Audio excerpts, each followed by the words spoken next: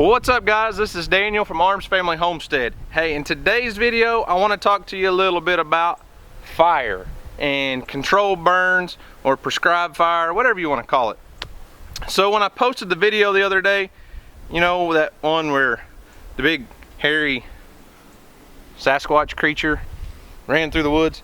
Well, we were burning part of our property, and that's something we do all the time, but I had a lot of questions from my subscribers about why we use fire and how we use fire for proper land management. So that's what this video is about today.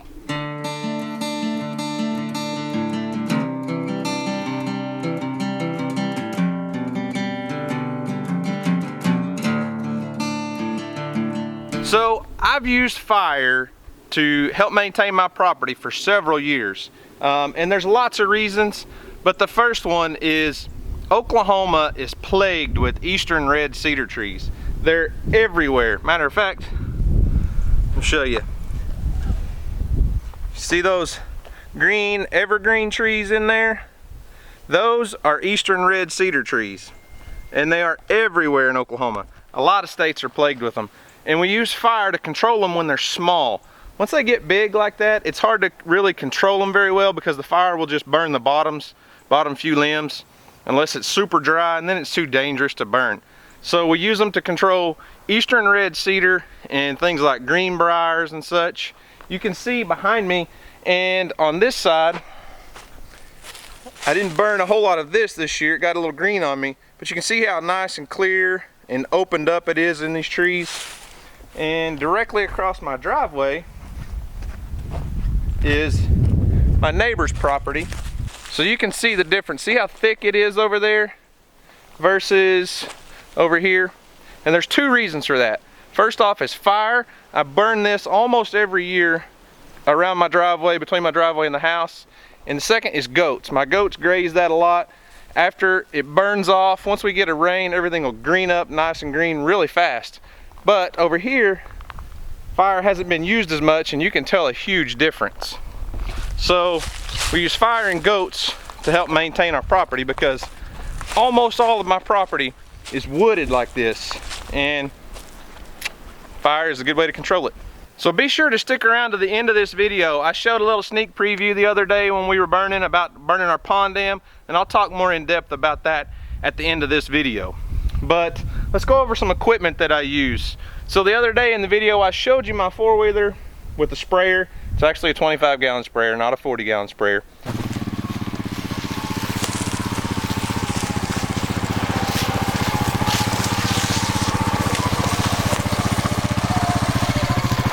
But that one piece of equipment right there makes it possible for me to get in and out of all these trees, down little trails, and control the fire in the leaves.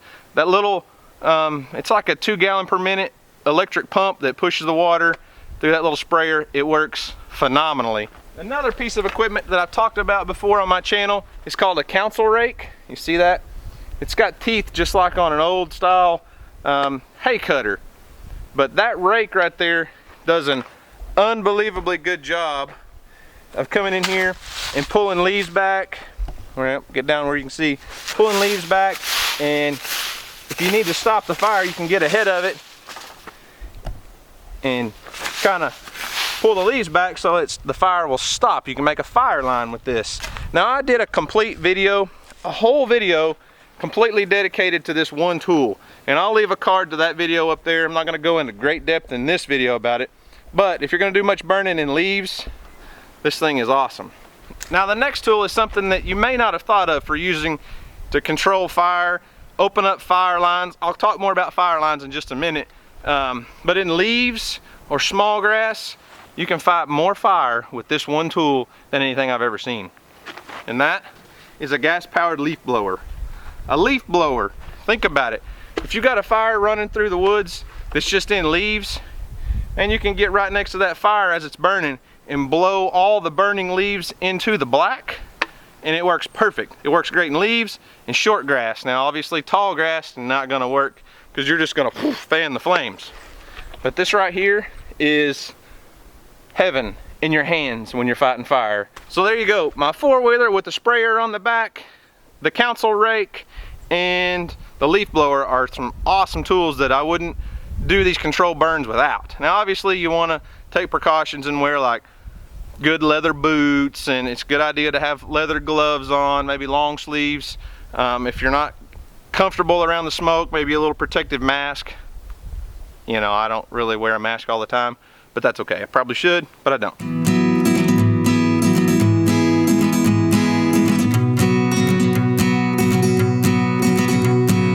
So the next thing I want to talk about is a fire line. And a fire line is nothing but just a break, a line through the trees, a line through the grass, whatever it is that you pre-build, you set in ahead of time to determine where you want your fire to either begin or end or stay inside of the boundaries. Obviously you can see we burnt this side.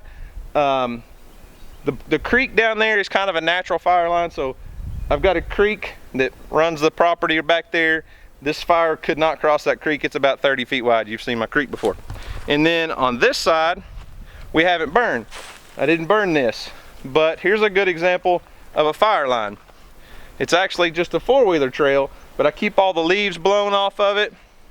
I'll come in ahead of time and just walk my fire lines with the leaf blower, blow everything back, and then we can start the fire on one side and let it burn. And obviously we're gonna use the wind.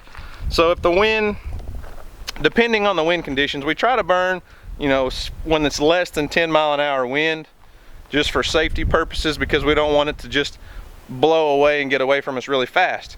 But say the wind's out of the north and we want the fire to burn nice and slow and easy. If the wind's out of the north and it's blowing this direction, we're gonna go on the other side of the property, or other side of the piece of land that we want to burn off, and start it on the south end and let that fire burn into the wind for several feet, maybe 20 yards, 30 yards at least. Let it burn in, so that's a natural barrier for the fire. And then you can come back on the other sides, come upwind and start it, and it'll carry through the timber much, much, much faster. Obviously this is another example of a fire line. This is my driveway, gravel driveway. You know, it's about 20 feet wide. The fire's not gonna cross my driveway unless it's just something that's super high winds and embers are blowing, and we're not gonna be burning then. So I'll take you around and show you a few more fire lines. And it's kind of dual purpose. So they are fire lines, they are protecting my property for when we burn, but they're dual purpose, just like this. It's a four-wheeler trail. So I cut in lots of trails on my property so I can bust everything up and burn a couple acres at a time. If I'm gonna burn like a big field that's say 5 acres, that's one thing. But when I'm in the timber, I like to be able to rotate and burn, you know, certain properties of my year and kind of rotationally move around the property, just like somebody would if they were rotationally grazing.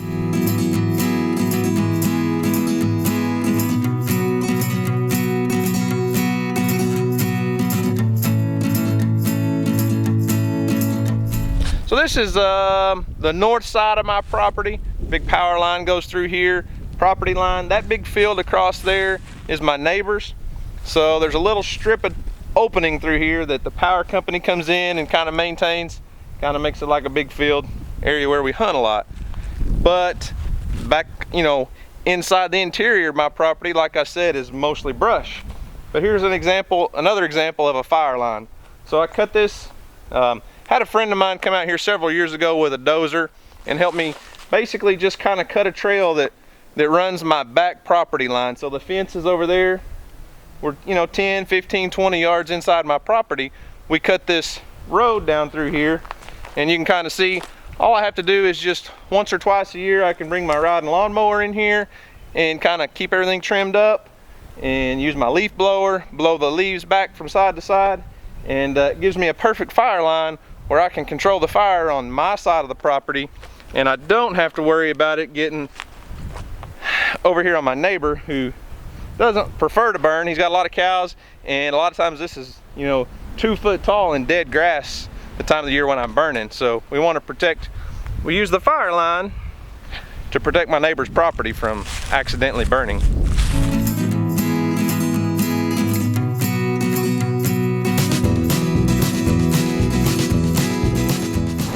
I do have some old footage and an old video of us burning this field off from a couple of years ago.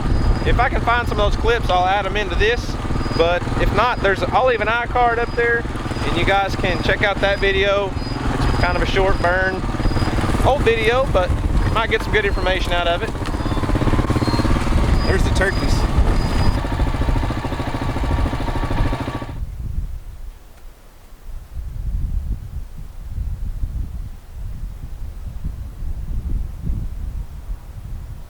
There's your fire line right there. You can see that one turkey kind of standing right there on my fire line. There's another good reason for fire lines. Turkeys walk right down them, and when they get to the right spot, you go blast them.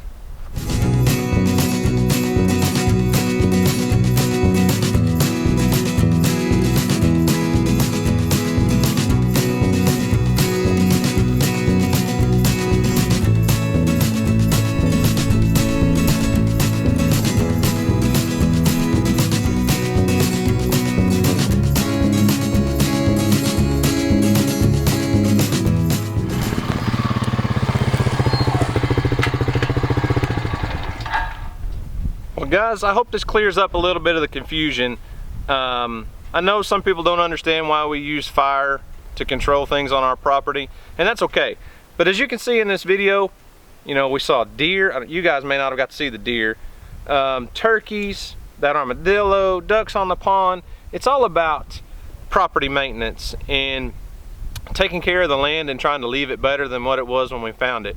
And I think fire is a great tool to help maintain a lot of things on our property, and I really enjoy it. It just makes everything so much easier, so much more simple. Guys, we've made it back here to the pond dam. This is where I told you I was going to leave you guys off at the end and let you guys see the back side of my pond dam when we burn it off, walk you through all that. So we'll cut to that clip from the other day of burning the pond dam.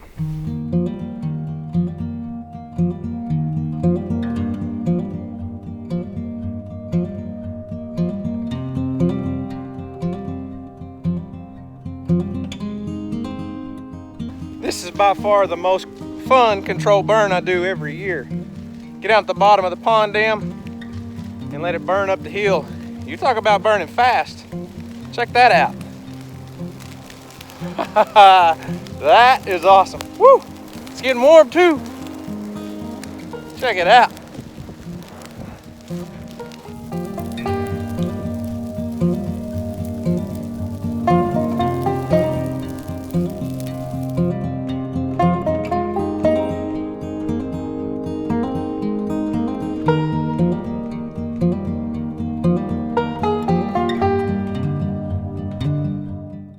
So I burn my pond dam off every year just to reduce all the dead grass and dead brush, and it'll green up. That Bermuda grass that grows on this thing will just blast off and take off quickly.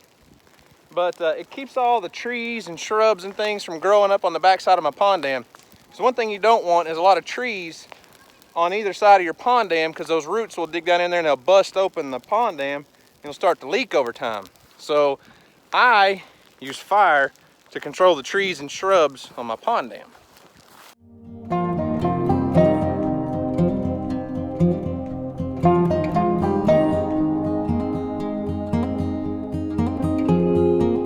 Well, that's all I've got for today, guys. I hope you enjoyed this video. I hope you learned something. Hey, one thing I want to leave you with, if you're thinking about using fire on your property, be sure to check with your local laws. Every state, every region has different rules. We're pretty fortunate in our area. You don't have to necessarily go out and get permits. You don't have to get anything approved. You just kind of have to let the local fire department know what's going on so they have a heads up of a controlled burn. But you may have some different requirements in your area. I know a lot of places require a burn permit. They want to have a plan set in place and things. So be sure to check into that before you start burning. But I think a fire, prescribed fire, controlled burn, whatever you want to call it, is a great way to make your place look beautiful. Guys, thanks for watching. I hope y'all enjoyed this video. Have a great day, and as always, we'll see you on the next video.